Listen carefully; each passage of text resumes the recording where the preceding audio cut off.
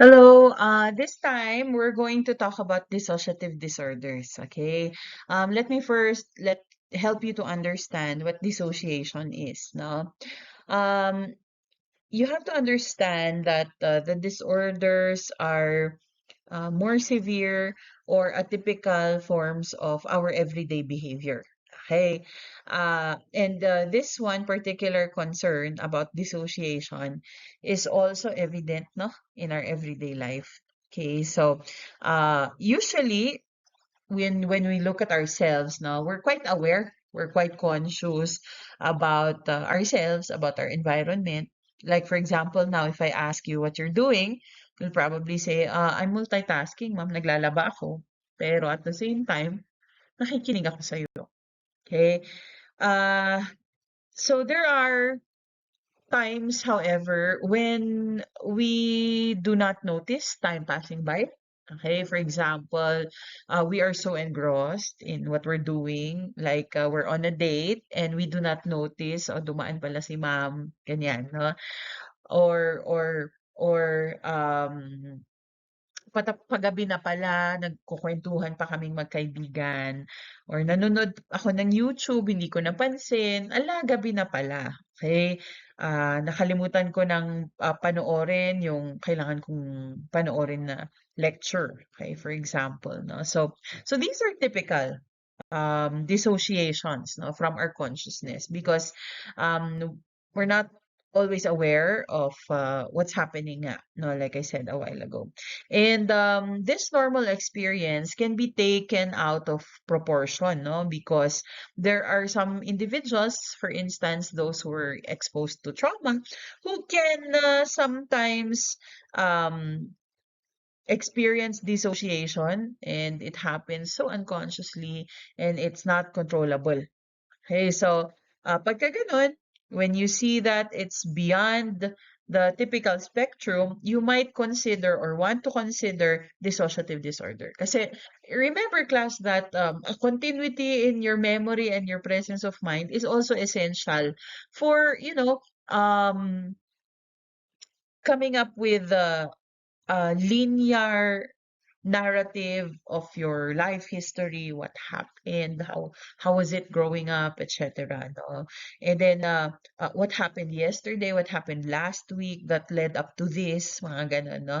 So it becomes problematic kasi sometimes memories do not get integrated if you have dissociative disorder, no?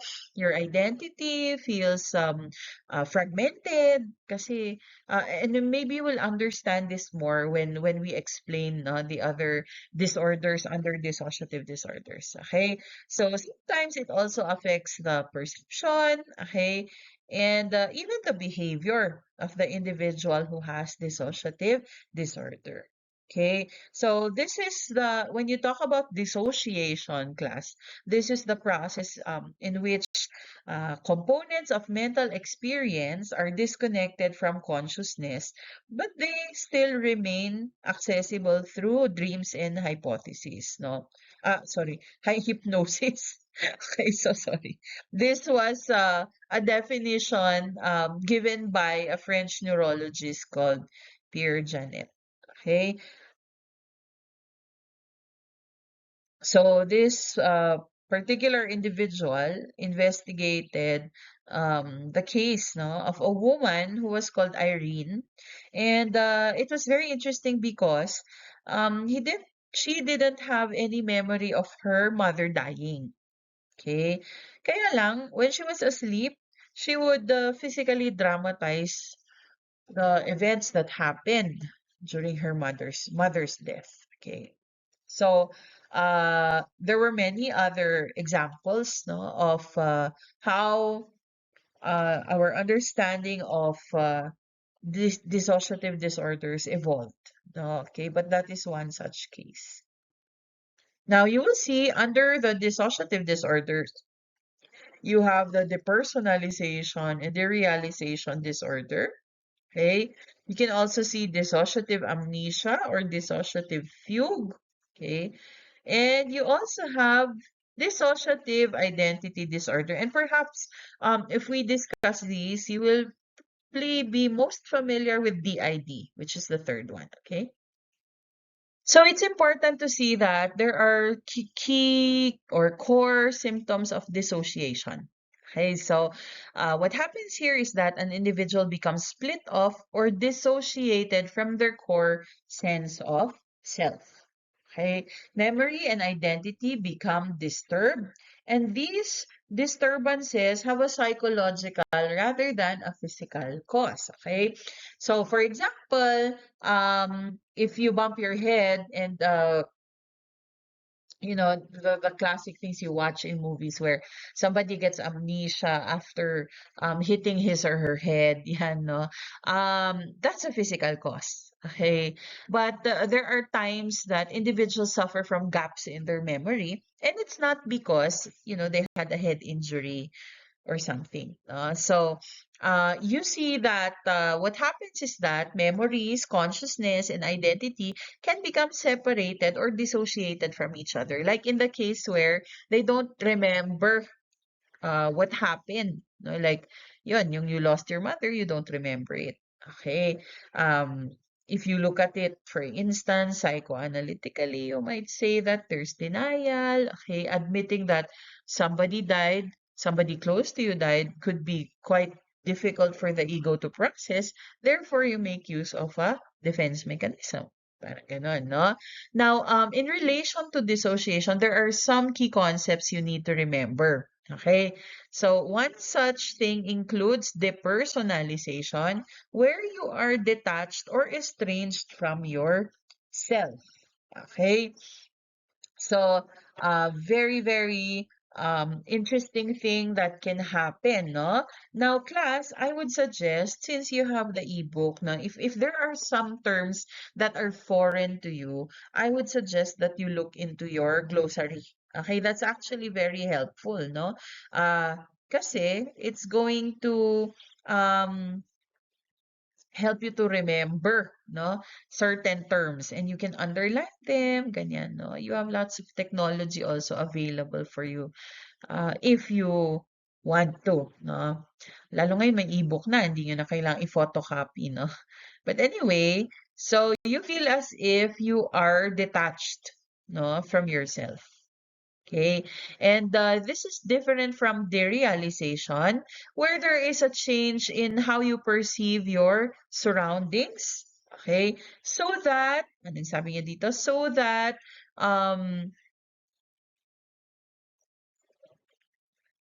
a sense of reality of the external world is lost.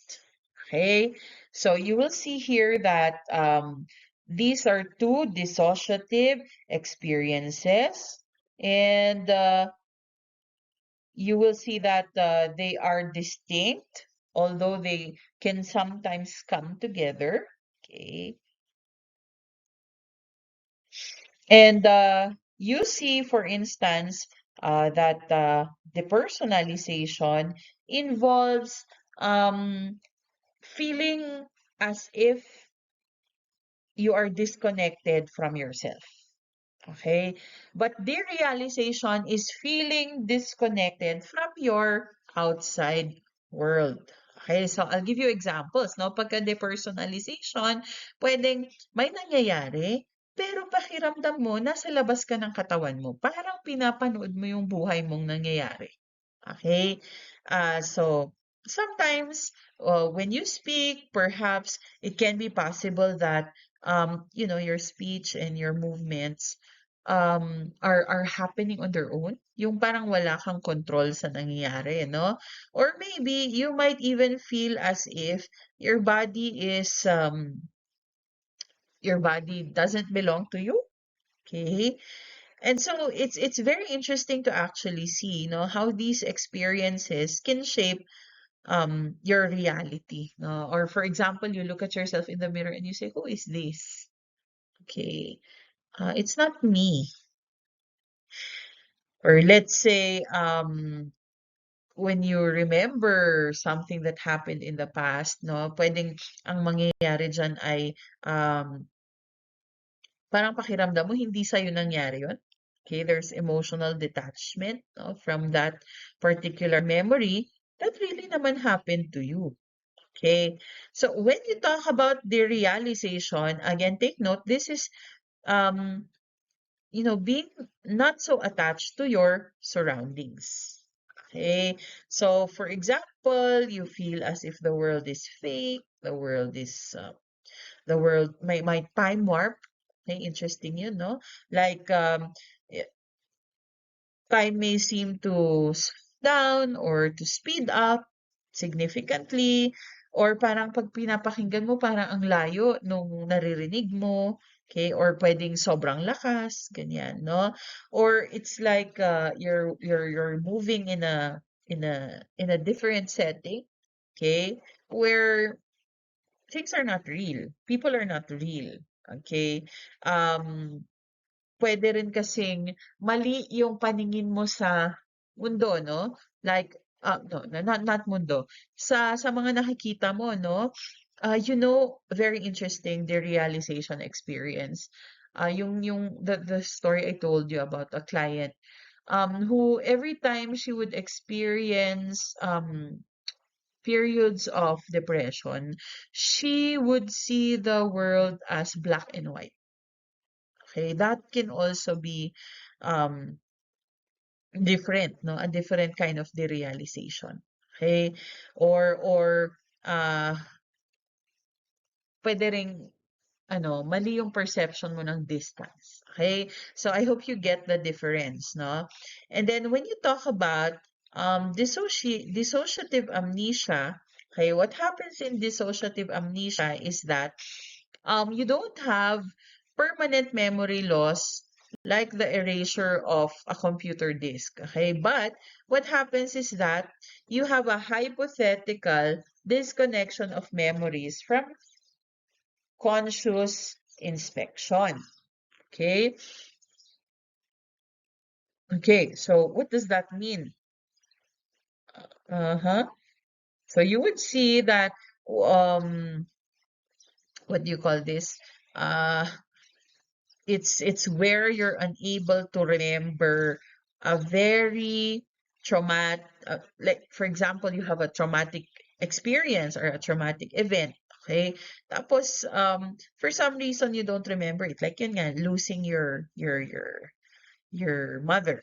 Okay, so it's beyond normal forgetfulness, hindi lang ito kabaw. Okay, sometimes they even forget certain kinds of information that we would normally know. Pwede ngang like if I ask you, can you write your autobiography, you might not even remember what your name is or when you were born. Okay, pero definitely interesting, 'no? Kasi nawawala yung konsepto mo ng kung sino ka, pero you still remember procedural things that you used to do, no? You still know how to, for example, withdraw from an ATM, cook your favorite dish, you still know what the world is like, but your personal memory is gone. Okay? And usually those with dissociative amnesia don't know that what they minsan nga what you don't know won't hurt you. It kind of applies here in a different sense, no? So they really don't know. Kumbaga, they don't remember certain things, and they are only able to know that they do not know something, okay, when they are shown evidence na parang they cannot remember these things, no? Kumbaga, they're blissfully unaware that they have quote unquote forgotten something. Okay. Now, for dissociation, you see that um, identity confusion is also part of the concern, because the thoughts and the feelings of uncertainty and conflict, um, these are the thoughts and feelings of uncertainty and conflict that a person has related to their identity. Okay. So, yun nga yung kanina, hindi mo sure kung sino ka. No? Okay. So, identity alteration. Okay, so because they do not know who they are, okay, they don't remember, uh, they act out their uncertainty and their conflict. No, there are some cases where They assume a different identity, and it's not because they are antisocial or con artists, no? It is because they really cannot remember, okay, certain things, no? Um, and I tell you, class, the mind is very interesting. So the first one we're going to discuss under dissociative disorders is dissociative amnesia. Okay, and sometimes it comes alongside the dissociative fugue. Pero we will discuss dissociative amnesia, or what is also known as psychogenic amnesia. Okay? So during this time, you have nga the, di ba, you have the organic amnesia where you have biological factors. Let's say you have disease or you have drugs or you have blows to the head, and these cause you to forget. No? And usually, for organic amnesia, it includes your inability to learn new information since you had the amnesia. That's called anterograde amnesia, remember, in your discussions.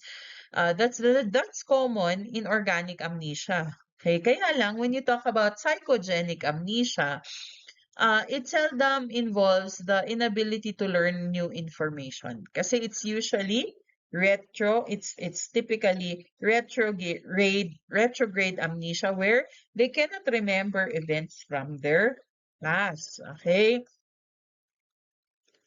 So, sabi ko kanina, remember, they do not forget general information, but they do forget personal information. Okay? Pagka kasi organic amnesia yan, kalimutan mo both personal and general information. Usually, ha? Kasi nga, iba-iba tayo ng presentation minsan. Now, for dissociative amnesia, you cannot remember personal information.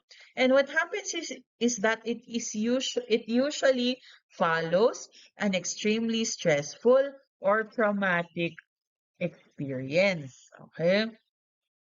So, hindi mo lang minsan nakakalimutan yung identity mo at yung life history mo, okay, or a certain period of time in your life, okay? So, because of that, you also experience, of course, functional impairment. Now, it usually follows an extremely stressful or traumatic experience like combat, okay?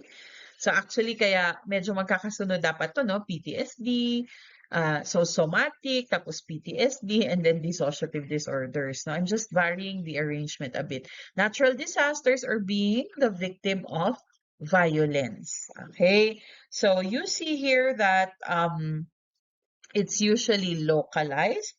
Okay, yung mga nakakalimutan natin, pwedeng localized siya for specific events, but it can also be called generalized, no? Because it talks about identity and life history.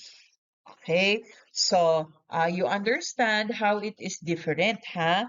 Kasi, if you would read cases, no, you would see that there are certain interesting points, no, about dissociative disorder. Okay? Um, I will tell you a certain case of an individual, okay, who was wandering around Oregon and he didn't know his name or where he had come from. Okay, so the police who were confused, no, because he could not identify himself, called a psychologist, no, who was familiar with hypnosis to see if this particular psychologist could help. Okay, so the client naman or the man who was wandering around was actually willing to cooperate, no, and they were able to reconstruct his history. Okay.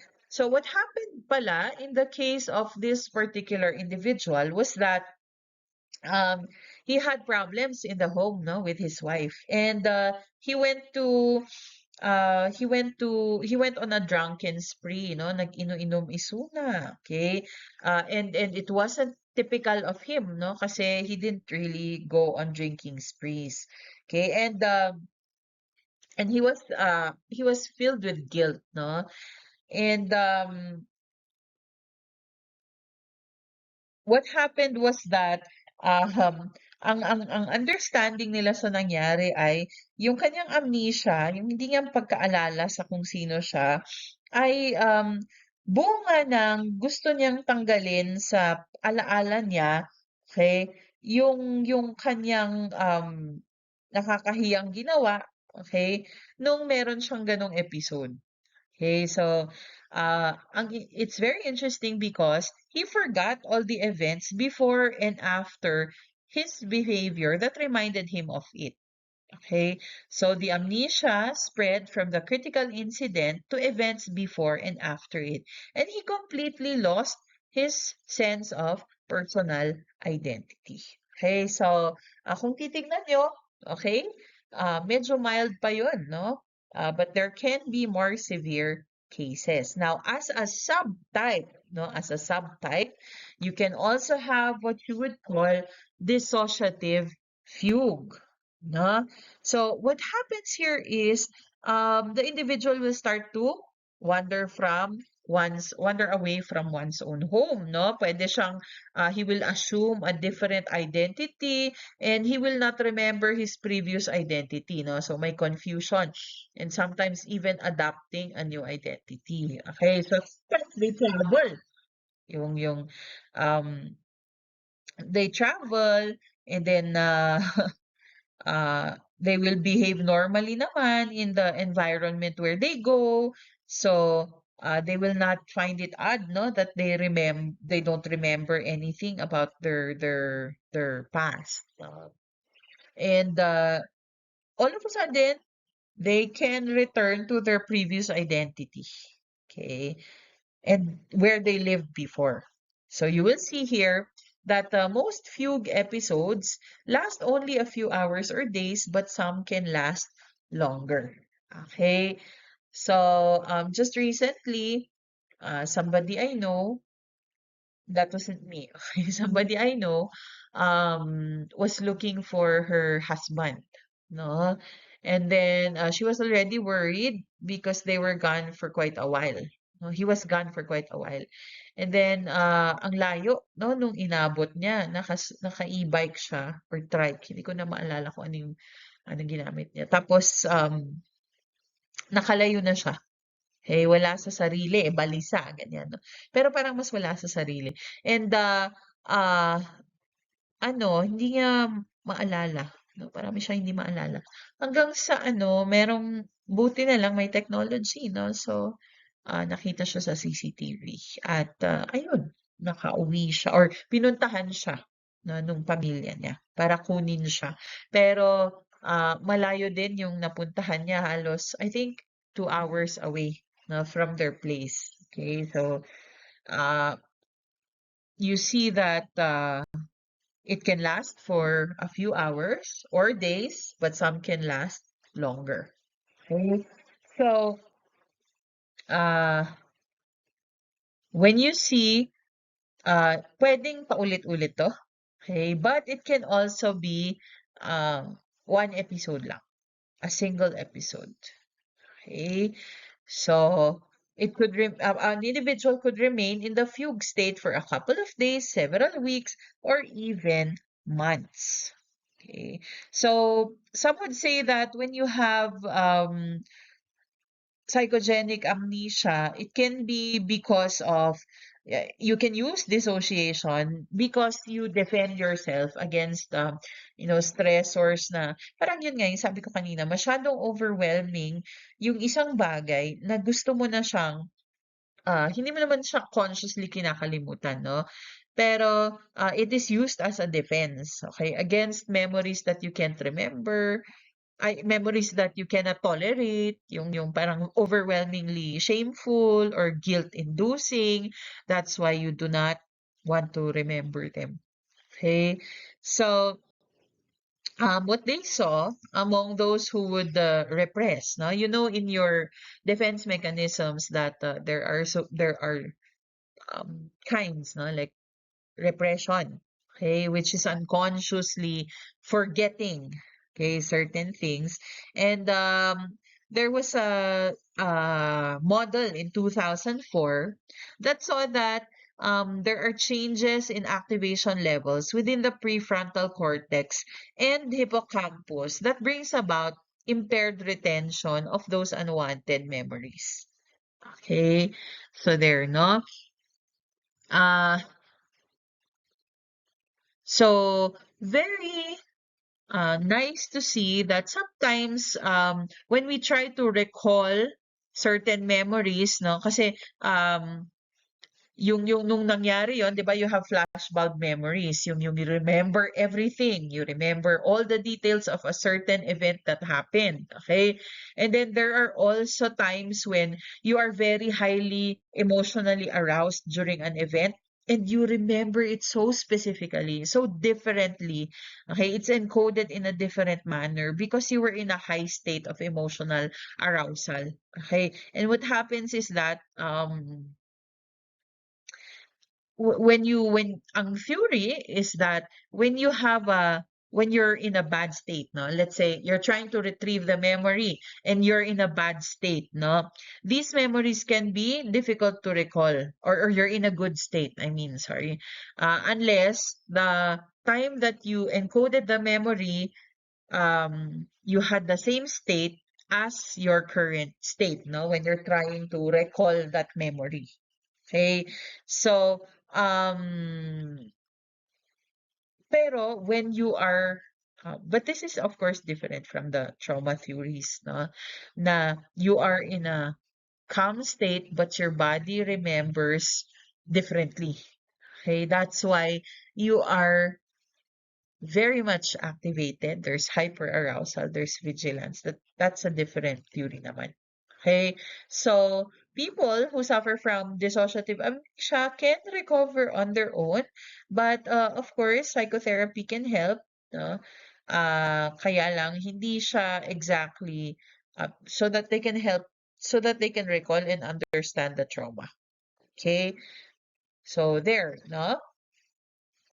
So maybe the next disorder class is one of the most controversial ones, no? But at the same time, it's also very fascinating. So if you would be handling somebody with this disorder, then perhaps it's difficult, no? But if it's a case study, it's very interesting, no? So you look here at the dissociative identity disorder, also known as DID, where you experience two or more distinct identities that recurrently take control over one's behavior. Okay, so previously, um, this was called multiple personality disorder, or MPD. Okay, so if you look at the criteria from the DSM, you will find that it includes a disruption of identity characterized by two or more distinct personality states. Okay, so ano nangyayari? There are two or more, no, personalities, and how do you know that they are distinct? There's distinct discontinuity in the sense of self and agency. Okay, so meaning um kumbaga, hindi linear. Again, yung like I said a while ago, your identity formation is not linear. Okay, so perhaps you might feel that at one point you were in the middle of this, and then all of a sudden you don't remember anymore, no, although that's more of recurrent gaps, not the second one. But you will see that there are unexplainable periods, no, in the timeline of an individual's life, and there's also discontinuity in the agency, meaning halimbawa in terms of decision making, no, sometimes yung will mo to, di ba, agency is your what you would call your capacity to direct your own life, no? And what you notice here is that there are times that an individual might feel that he has no control over his own life, like his actions or his choices are not entirely within his control. Okay. So you will see that there are also changes in emotions, behavior, consciousness, memory, perception, cognition, and other sensory, excuse me, and other sensory motor functioning. Okay. So maybe you will best understand this with an example.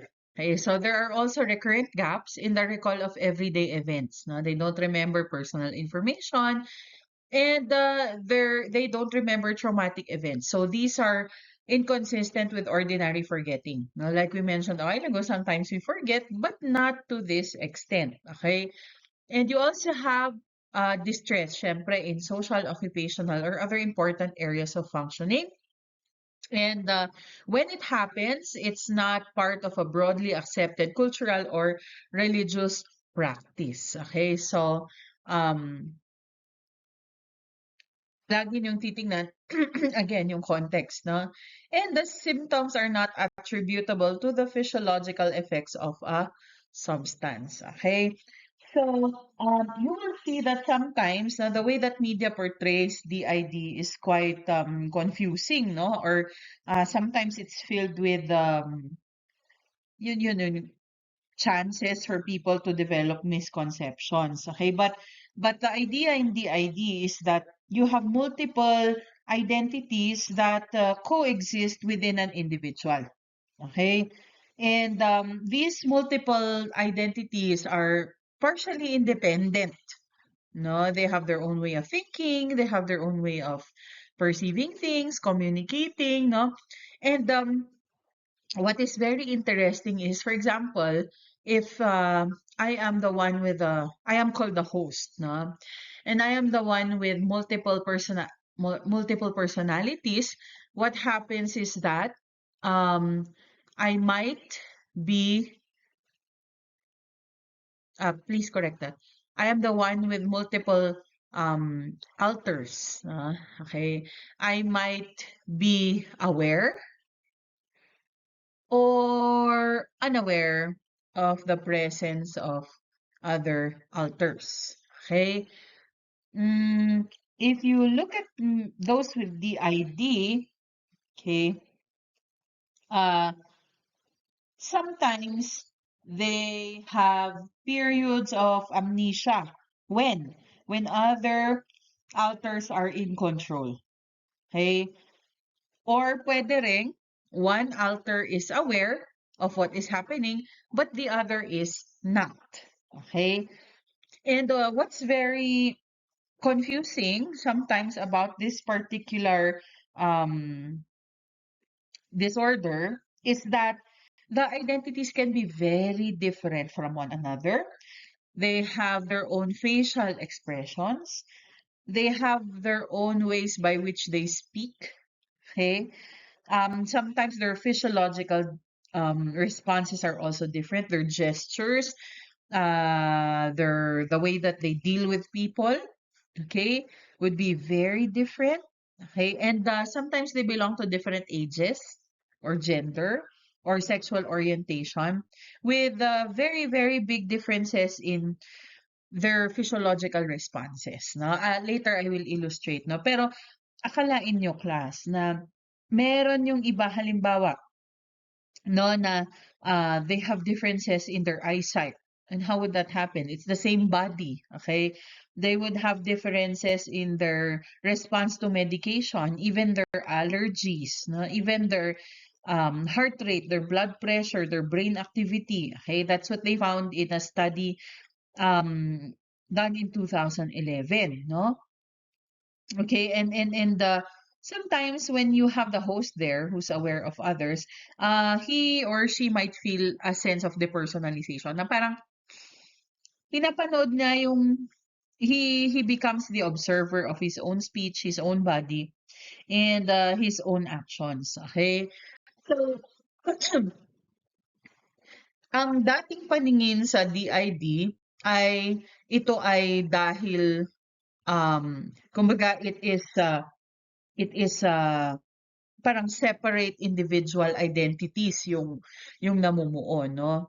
And what they found out later was that actually it is still one and the same self. Okay, but what happens is that there's only, but that's not only, of course, but there is a sense of fragmentation or the self becomes split.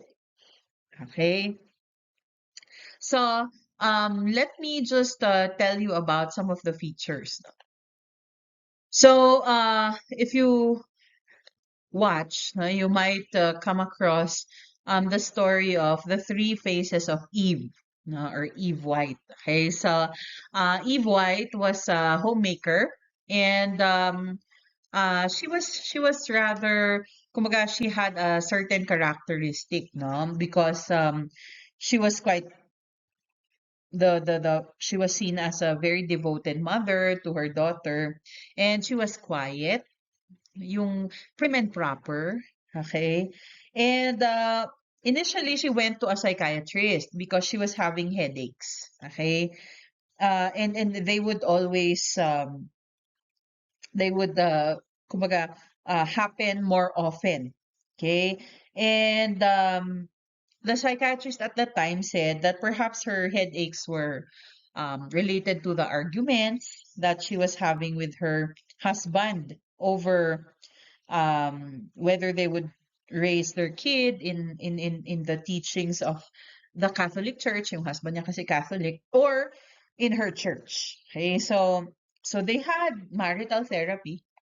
Okay, and after a while, their marriage improved and her headaches stopped, no, for quite some time. But later, her husband got in touch with the therapist. Okay, and the therapist, because he was afraid, no, concerned about the changes in his wife's behavior. Okay, so she went to visit a cousin in a town that was quite far, and she became more carefree when she visited, no, and she became more reckless. Remember, I told you she was prim and proper. Okay, and what they also observed about her was that she called her husband. She said she was not coming home. Okay. And they fought a lot, and then they decided to have a divorce. Okay. So hindi pa rin umuwi si Eve White. But when she did go back, she did not remember that she fought with her husband or that she visited her cousin. Okay. And later, Mrs. White went shopping. Okay, 'di ba? Minsan parang if you look at it, you need to, when you're stressed, you step out a bit, you get out of the situation, 'di ba? But in this particular case, what happened was that nasobrahan. She went shopping and she bought a lot of clothes, and they could not afford it. Okay, so her husband confronted her, and she said she didn't remember buying the clothes. Okay, so she went to her therapist na pinuntahan niya muna for the headaches. And she said that her headaches were back and they were very severe. And then later, they found out that she was hearing a voice other than her own. Okay. And she started to be afraid that maybe she was going crazy. So she got so tense about it. Okay? And then later, parang nag-iisip yung itsura niya sa therapy, biglang nakita nung therapist niya na parang para siyang, 'di ba nga masakit yung ulo niya sana, no? Bigla na lang siyang umupo ng straight. Ano, she started to sit straight. And then parang hinawakan niya yung kanyang ulo, tas pinisil niya. And then parang she wanted to combat sudden pain. So sometimes when you have a headache, di ba? And then suddenly, binaba niya yung kamay niya, and then she relaxed, and then it felt for the therapist that he didn't really see that kind of comfort, no? Kasi nga madalas uncomfortable si Mrs. White. Okay. And then, yan, no? Bumukas yung mata niya. hindi na familiar yung boses niya. Sabi niya, "Hi, Doc." Ganyan. And, tinanong siya, 'no, "Kumusta ka na?" Siyempre in English, okay? And she was asking, "Okay naman ako, I'm fine," she said. Si ano, siya nahihirapan talaga siya. Ganyan, 'no, hindi walang kaduda-duda, okay. So, tinitiis niya yung asawa niya, si Ralph. Ralph yung pangalan ng husband niya. At, yung pag-aalaga niya dun sa batang anak niya. So, sino tinutukoy mo? And then this particular, Eve White, supposedly, no, said, "Siyempre si Eve White, yung pasyente mo." Okay? And then perhaps, pero 'di ba ikaw si Eve White, sabi nung kanyang doctor. Tapos sabi niya, ako si Eve Black. Ako, siya si siya. So, what happened later on when they looked at it, no, kasi based on the accounts of her therapist, they saw that nung siya si Eve Black, okay, yun yung time na bumili siya ng mga damit na mahal. Kasi gusto gusto ni Eve Black ng mga mahal na damit. Okay, so pumunta siya sa town, tapos binili niya yung gusto niya, tapos pinabayad niya sa asawa niya. Tapos tumawa siya kasi um, yun nga, yung parang nakita mo sana yung expression sa ano ni Ralph. So, and that's just a case na where there are few um what do you call this? Few alters. Okay. And you will see here yung other terms, no? Kasi there are also cases like Trudy Chase. Trudy Chase wrote the book When Rabbit Howls. She also had an experience with multiple um, what do you call this? Multiple um, personalities. Okay? So, um, si, si, si, tawag dito, si Trudy Chase had several experiences. And later I'll just mention her now, but later we'll go back when we try to understand the causes. No? So anyway, so itong si Eve, she had two alters. Eve White, siya yun, she was the host, okay? So she was demure, okay? And then there was Eve Black. Eve Black was the more carefree personality, loko-loko, and but she was not known by Eve White. Okay? And then they had Jane. Si Jane, walang Eve yung name niya. No? Hindi siya Eve Grey. And she was the more balanced, the more mature, and sophisticated than the two Eves. Okay? So, which brings me to understanding the terms. No? So, usually, for example, this is Eve White. This is Eve White. Okay? This is Eve Black. And this is Jane. Okay. So for example, Eve White is the host personality. Okay? Halimbawa, kung sa klase nyo, if ikaw talaga yon. And then you have an alter. Okay? Alter si Eve Black, alter din si Jane. Okay? And usually, these alters are the alternate identities. Okay, so they have their own experiences of consciousness. Okay, so they have their own thoughts and feelings, their decisions about what they will do with their life. Okay, at siguro may tatanong ng iba, ma'am, hindi ba to sanib? Hindi, iba ito. Okay, kasi sanib constitutes a spiritual experience, a spiritual experience in the negative siguro, no? Or ano. But if you understand it culturally, it's different. Okay. But here, um, your altar would really be different, like I said a while ago. And sometimes Okay, there is a change from or a transition from this alter to this alter. Okay, and you call that a switch. Okay, so sometimes ang experience ng host, no, they would find they would have memory gaps, or they cannot explain why they know certain skills, and sometimes they have things na they don't know why they have those things, or they have pieces of art, works of art, and then they don't know how they had that work of art. Parang ganon, no? How did it happen na sila yung gumawa, etc. Okay? So, there are memory gaps. At hindi lang ito memory gap na makakalimutin. Okay? So, there's an alter and there's a switch. And sometimes the alters have many functions. You know, they can have different kinds, no? And the idea is that the host creates these alters. Okay? Later you will find out why.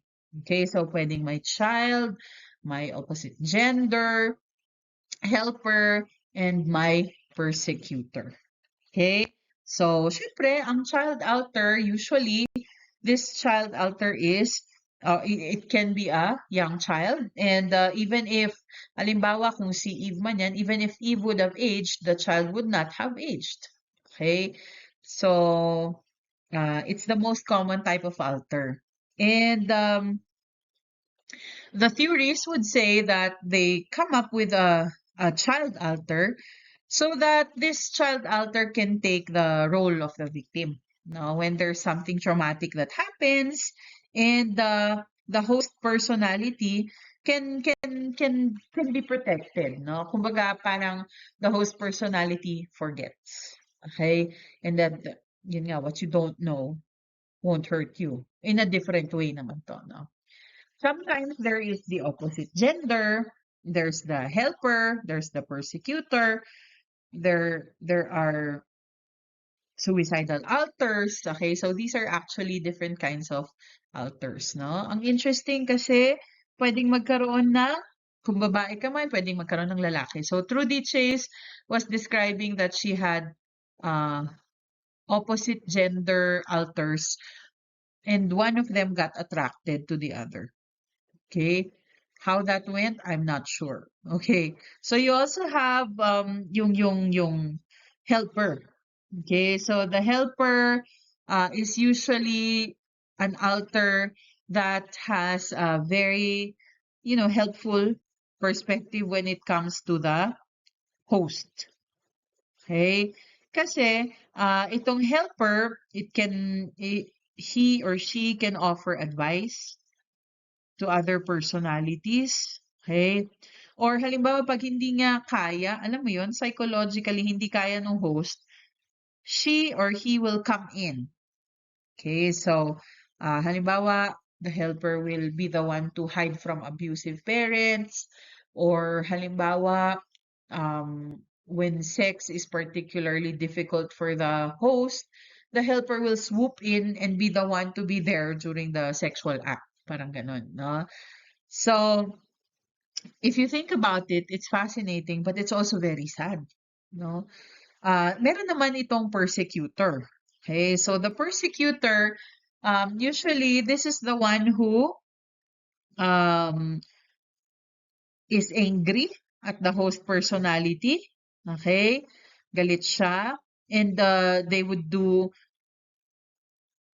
bad things. Okay, like they would mutilate themselves, or cut or burn themselves, or inflict pain on the host personality.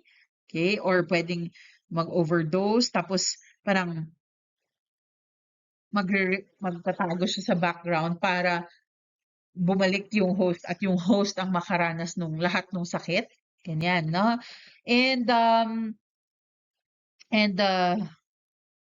parang they believe that if they harm the other personalities, kumbaga, they can do it without really hurting themselves. Okay? So, sometimes, the persecutors can be, yun nga, really, really vindictive. Okay? So, again, they'll engage in dangerous behavior. Okay? So, saan nanggagaling yun, yung persecutory na alter? Usually, halimbawa, some studies like from Osterk and Sarr in 2016 said that this comes from the shame and the anger because of a traumatic experience, no? And this is also related to the shame and the anger directed towards a perpetrator. Now, you would wonder, why do I always say perpetrator, ganyan, ganyan, no? Because here, you would see that there are actually trends in DID. Okay? And it is not uncommon to find that when you look at the history, there could be severe childhood sexual or physical abuse. Okay? Now, for DID, majority of them are women. Okay?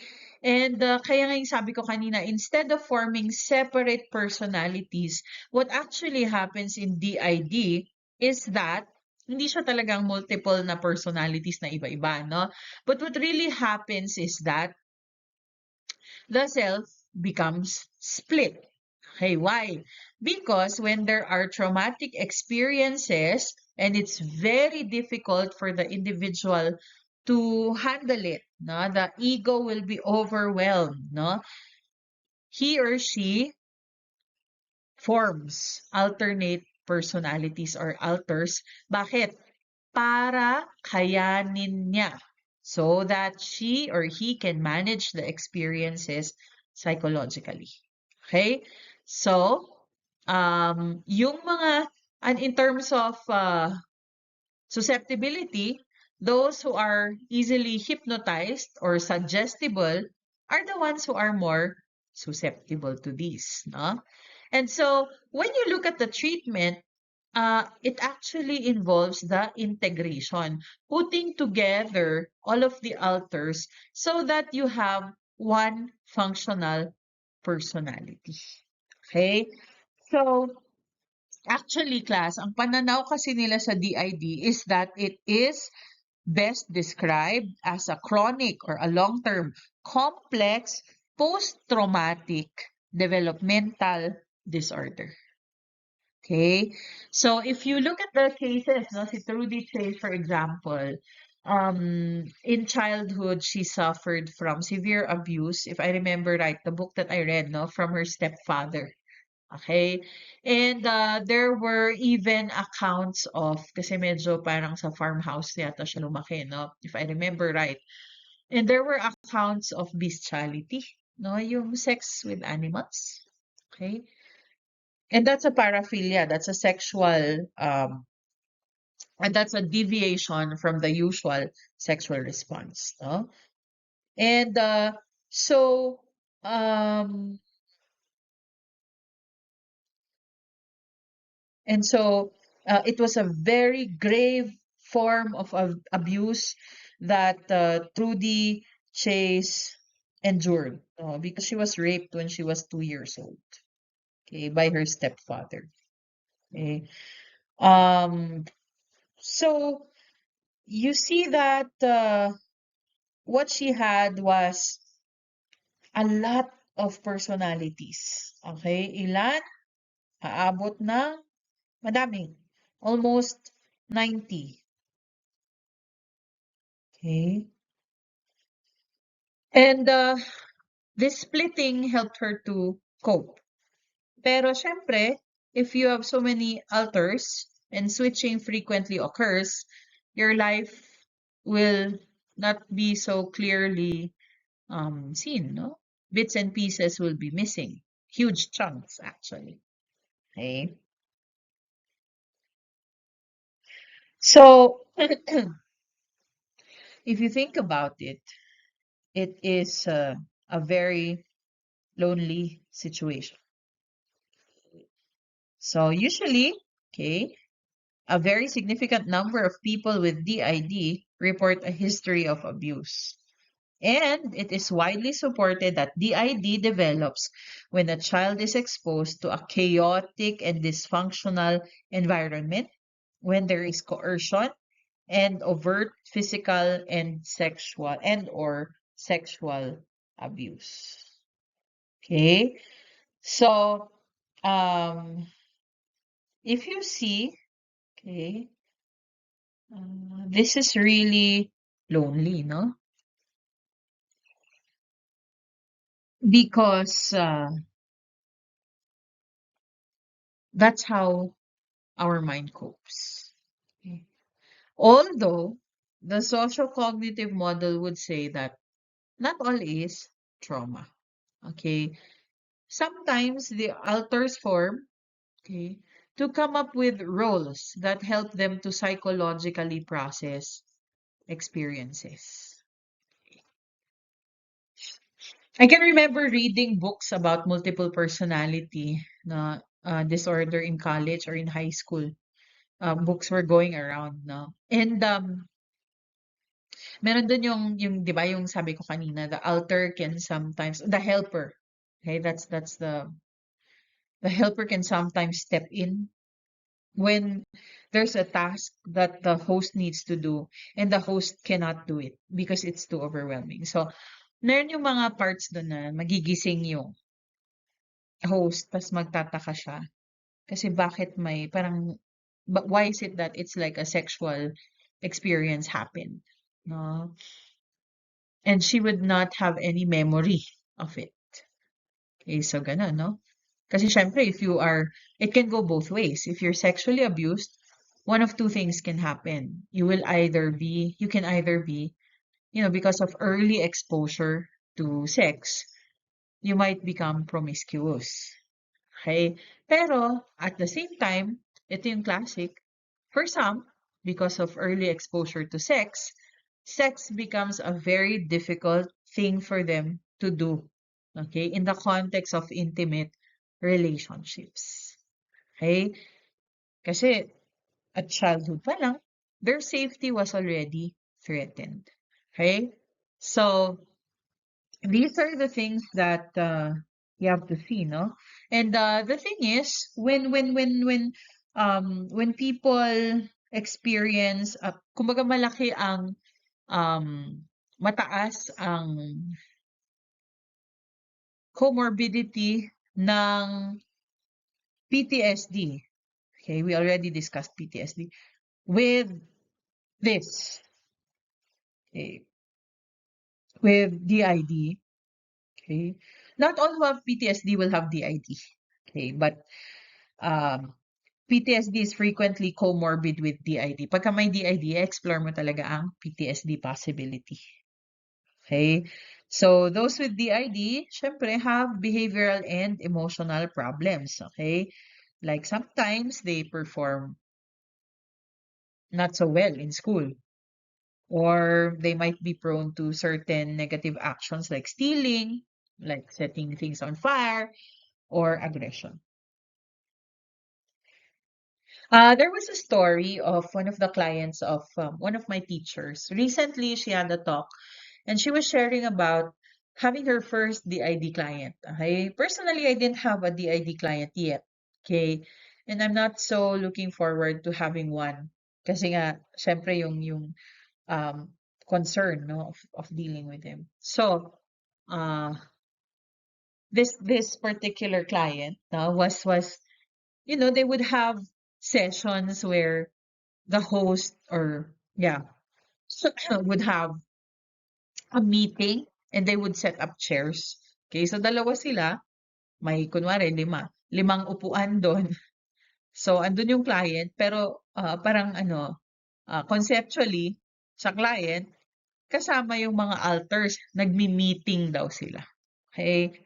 So, syempre you distinguish this, no? Kasi meron nga yung mga iba na hindi intact ang reality testing, no? Meaning, um, uh, when you slap them with questions about where they are, orientation, ganyan, no? Medyo out of touch, ganun, no? Pero in this situation, they were quite aware, no? And what happened was that, they were working towards having one functional personality who can interact, no, with the world. Kasi nga, ayaw na nila yung gaps, no? Okay. Now, you can also have depersonalization or derealization disorder. Okay. So when you talk about this particular condition, you would see that it's characterized by recurring episodes of depersonalization, derealization, or both. So pagka depersonalization, we discussed that a while ago. You would believe that thoughts and feelings are not your own. Okay, so there now. Again, it's related to the self. The realization is related to the environment. Okay, so a person who has the realization might feel as if he is in a fog or a dream and that the world is somehow artificial and unreal. Okay, so what you need to remember about the personalization and the realization. Tignan nyo ito sa DSM ha. Basahin nyo. Okay? But half of all adults report that they had at least one brief episode of the personalization or the realization. Okay? And what is the precedent? Again, a significant stressor. Okay, a significant stressor. And when the episodes are very frequent, no, that's the time and they're distressing. They're already bothering the one who has it. No, what happens is that yun they start to go for a checkup, and usually the onset is 23 years old. Okay, and prior to that, long term na meron na silang nararanasang gano'n pagkatapos ng onset. Okay? So, yan, no? Now, what do you need to understand, no, in relation to depersonalization and derealization? Pwede itong maging transient, okay? Yung, di ba, yung joke natin, na pag puyat na puyat ka na, feeling mo lulusot ka na sa kabilang wall. Huh? And sometimes, when you're sleep deprived, for instance, no, you will feel as if you're uh, not inside your own body. Okay? Or pwede rin, if you are under the influence of drugs, you will also feel that. Okay? So take note, class, usually these discussions are together sana with your somatic disorders, ha? Okay? Nauna lang sila nung midterms. Okay? So, you will see, okay, for us just to relate, no, why they are together. They are together, okay, because when you look at them, no, um, you will see them as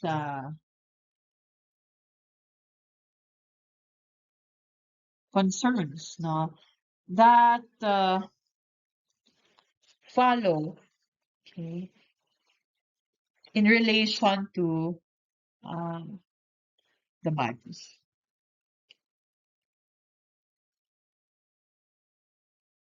So to clarify, your somatic and your dissociation or dissociative disorders are usually together. Okay. Why? They seem unrelated, but they are together because they're considered to be disorders of being disconnected. Okay. Why? These are usually triggered by very intense stress or very intense trauma. Okay? So, pagka dissociative yan, the mind will be able to escape. How?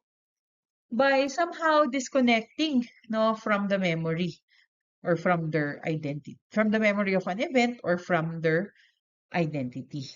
Pagka naman somatic, yung stress will sometimes escape through the body. Okay, how? It's felt as physical pain or yung paralysis without a reason. Okay, but when both of these things happen, okay, like yung somatic symptom disorder, di ba? Meron kang symptoms pero hindi mo naman alam saan nanggagaling. No? So something is happening to you. And in both cases, the individual will lose his sense of control over the direction of his life, no, through his thoughts and his actions. And so we examine in relation to the slide mentioned earlier, sleep, no? Yung sleep, dissociation and sleep problems are related. Okay, that's what they saw. And unusual sleep phenomena that are difficult to control, like nightmares and waking dreams, are related to dissociative symptoms, but lucid dreaming, excuse me, or yung dreams where you can control what is happening in your dream, huh, can only weakly relate to dissociative symptoms. Okay? All right. Kumbaga, you see rin kasi an element of being present in the body. The sleep dissociation link is apparent not only in general populations, but also in patient groups. So, there were nightmare disorder diagnosis in 17 out of 30 DID patients.